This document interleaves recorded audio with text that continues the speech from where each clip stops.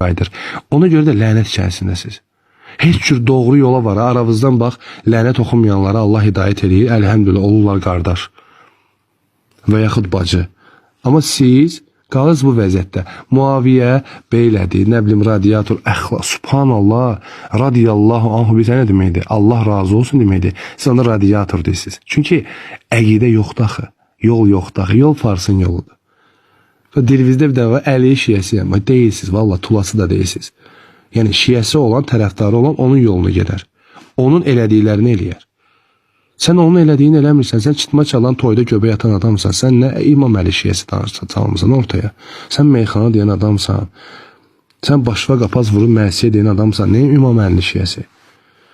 Denək ki, mən Xomeyni şiyəsiyəm, rəhbərim Xomeynidir denəm, fişoda mən ona itaət edirəm. Çünki sən onun kimi namaz qılırsan, İmam Əli kimi yox. Siz Xomeyni şiyəsi ola bilərsiniz, İmam Əlini yox. İmam Əli şiyələri var bizi, Əhl-i Sünnə vəl Cəmaət. O bizim böyük qardaşımızdır. Allah ondan razı olsun.